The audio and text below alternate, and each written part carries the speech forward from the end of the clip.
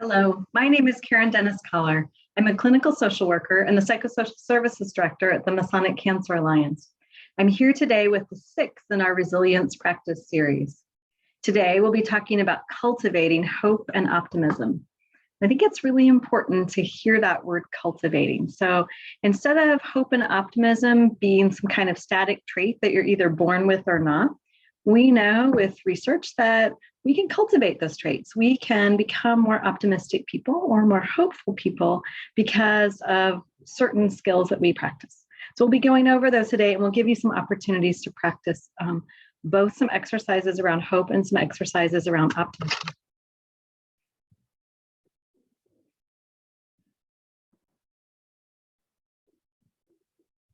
So we're going to start today by talking about hope and how we can cultivate hope.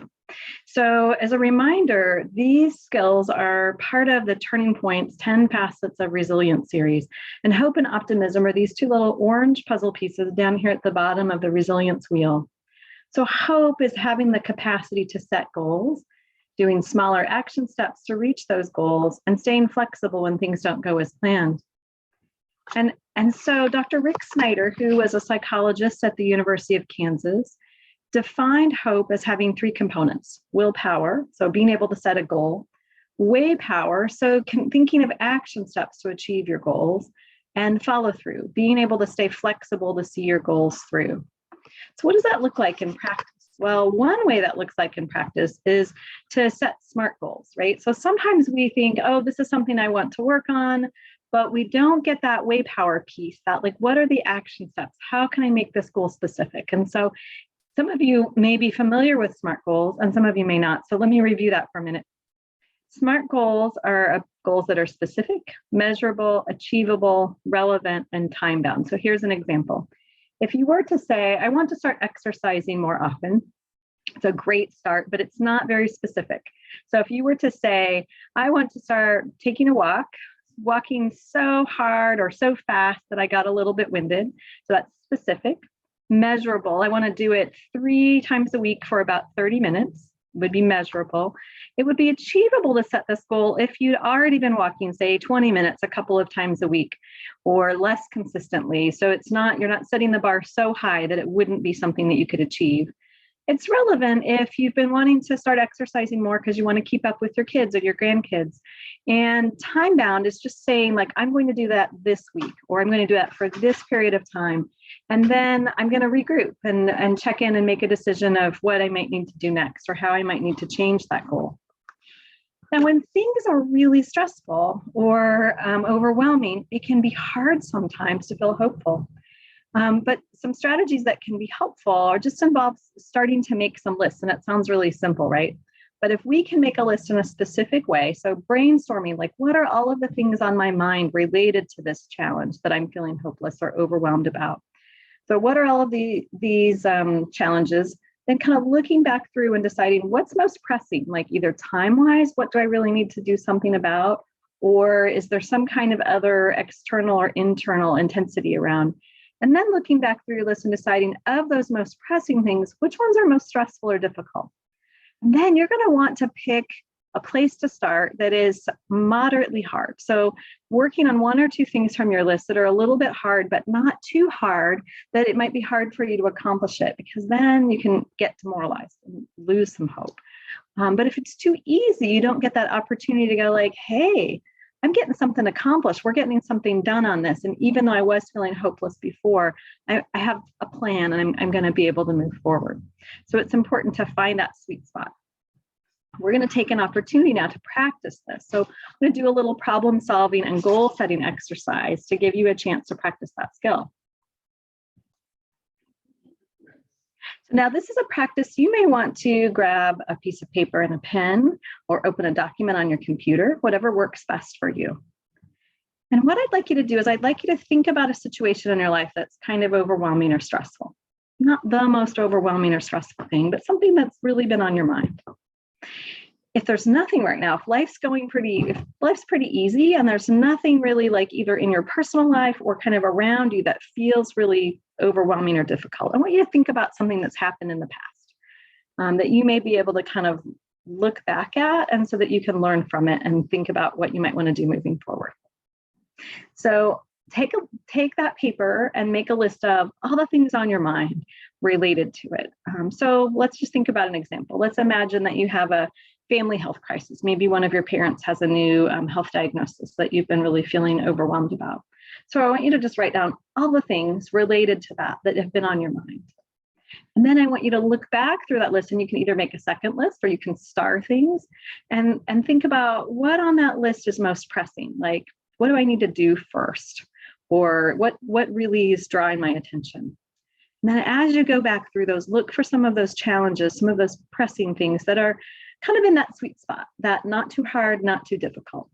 And then remember, back to way power, think about how you can make those action steps solvable, doable, so that you have a plan. So for example, imagine your parent health crisis. Let's say that one of the things in your sweet spot is, I want to go to the next doctor's appointment. So then that's great. But often what we do when we get overwhelmed is we forget all of the other little details. Like, I'm going to have to ask for time off work. I might have to reschedule a meeting. I need to talk to my mom about it because maybe she's not so sure I should go. And so doing all of those things, making a plan to do all of those things at least, are going to make it more likely that your situation will work out like you want it to. And you, again, can increase some hope and some sense of hopefulness. So take a few moments now, and if you need to pause this video, do so. So take a minute. You don't have to move right ahead to optimism yet. Just take some time, do some reflection, put some things on your calendar if you need to, so that you can make that plan for yourself to do some things to increase your sense of hopefulness. So let's go over a couple of key takeaways about hope. So hope includes goal setting, action steps to improve the chances that things will work out. It requires flexibility with follow-through so that you can adapt to changes and challenges as they arise. And then when things are especially stressful, you're going to want to start by brainstorming and list making to help you set goals. Stay flexible and pivot as you need to. So back to our situation, right? If your mom says, no way, thanks anyway, but you cannot come, like thinking about, all right, well, what else will get me to that same outcome? How else can I get some of the information that I need, and how can we negotiate around that? So that flexibility will be key. So I want to shift and talk for a little bit about optimism before we move into some optimism enhancing exercises. So optimism is about having positive expectations about the future, and believing that the right time, effort, and support can make problems more solvable. And so let's think about, what does that mean in practice, right? So one of the things that is important to recognize about optimism is that our perception is really critical. How we perceive the world. And so I think about, people used to talk about folks going on with rose-colored glasses. I think that optimists in the best situation, they may have a tint of rose, but primarily they have some clear colored glasses. And what can happen often is that we've got some gray colored glasses on when we're looking at the world. And one of the things that psychologists think is responsible for that is something called the negativity bias. You may have heard of this, or you may not. Negativity bias is actually been defined as a propensity to attend to, learn from, and use negative information far more than positive information, even if you're presented with the same amount of each, right? So let's imagine that you are reading through the newspaper and there are positive news stories about things that are happening in the world that are happy or pleasant, or show that things are going well in the world, and then the same number of news stories where the opposite is true. What we tend to do if we read all of those stories is we tend to focus more heavily on the negative. And think about that news story example as metaphor. So think about in your own life, when things are happening, what we tend to do is we sort of put blinders on. At least naturally, we can do this. We can put blinders on to the things that are going well, and then we overestimate or over-amplify the situations that don't go well, right? So like at work, when your boss says, hey, I want to talk about that last project, and have a conversation that isn't a reprimand, but isn't necessarily how you'd hope that conversation would go, we tend to hear that loud and clear. But even if your boss said there are 10 other things that I'm so happy about your work, you discount those or you don't hear those. And so we think that there's some evolutionary or protective benefit to negativity bias, that it actually can sort of protect us if we're looking for danger and we see it, right? which makes a little bit of sense. But there's a cost, right? The cost to us is that it impacts how we feel if we're looking at the world and expecting danger, but it really isn't there most of the time. So we need to be able to pay attention to that voice in our head that's buying into that. We need to be able to notice thoughts and just let them be thoughts rather than taking them all at face value. So there are ways that we can retrain our brain, and by purposefully noticing things that we're grateful for and by savoring positive events. We're going to do a couple of practices today in both of those areas around gratitude and around savoring positive events.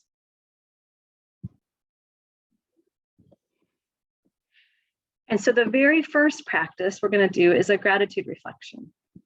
And for this practice, you can grab paper and pen or a Word document if that's helpful to you. Some people really like to write, and some people are more happy just doing some reflection just in your mind or even out loud to yourself.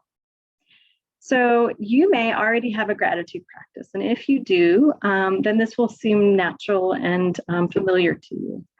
But there have been lots of things written about how to practice gratitude. And so you can think about this as something that you can do on a regular basis by paying attention to the things that you're grateful for example, just noticing them when they come up. You can every morning spend a couple of minutes just paying attention to things that you're grateful for in your life. And do it before you go to bed at night, at meals. So having that regular time where you just check in and ask yourself, what am I grateful for? And reflecting on that. And that gives a nice counterbalance to noticing the things that weren't necessarily positive or pleasant in your day. But we can also just notice the things that we're grateful for as they arise. So right now, though, what I'd like you to do is to just make a list of several things, 3 or 4, that you're grateful for. They can be big things like having a house that is safe and that you like. They can be the small day-to-day things like the 4 Orioles that you saw at your bird feeder this morning, as happened in my life. And so it's that noticing those things, those big and small things that you're grateful for, that can help us to rack up more positive awareness. So you can write those down or just notice them to yourself, and then kind of pay attention to what it feels like to notice those things. Where do you notice that in your body? What does that positive feeling feel like as you think about those things that you're grateful for? So just take a couple of moments with that.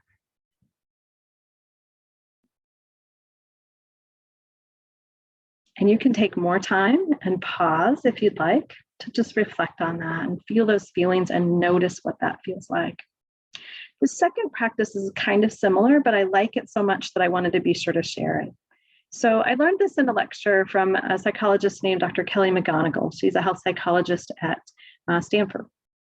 And a couple of years ago, she made a presentation talking about ways that we can kind of counterbalance all of the difficulty that was happening in our lives. And she said, spending some time every evening to reflect on something that happened during the day and she used the word etch. So to etch those positive memories into your awareness. So if we use my Oriole example, this would involve not just noticing that you're grateful for it, but really paying attention to what it felt like to watch those birds at your feeder or around your feeder, because they weren't all on at the same time, but they were all nearby. Really notice what that felt like, kind of reflect on and let those emotions kind of come back to you. So we do this kind of naturally with things that don't go so well, right? When your boss has that hard conversation with you and you're replaying it over and over in your head, so you're practicing that. So this is you being very intentional about practicing what did go well, practicing and noticing and savoring those experiences that were pleasant, noticing them in your body, noticing them in your emotions. So take a couple of moments to think about something that has happened in your day. And if your day has just started, you may not have much yet from today, and that's okay. Maybe it's something from yesterday.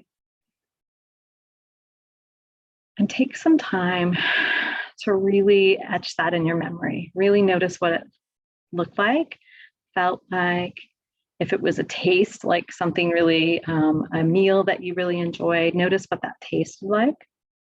Just really be present with that, your senses in that experience and your emotions. And when you're ready, so if you're not ready to move on, please pause this video now. But what I would like you to do is take a moment before you come back to the video to think about, when can I practice these things? How could I integrate some regular practice with gratitude or with savoring positive memories? How could I integrate that into my life on a day-to-day basis? What could that look like? So take some time to think about that and then join me as we wrap up. So some key takeaways about optimism. So our perceptions and our thoughts impact our optimism. We can impact these through practice and by choosing what we pay attention to. It's important to be aware of assumptions and personal biases. It can cloud our judgment and affect our ability to problem solve. Even though your brain, like all of our brains, is wired to notice the negative, it's possible to retrain your brain to be more positive and to notice the positive more often through the practices and others like them that we talked about today. It's been really lovely spending time with you today. I just want to give you some reminders of our partners in this program.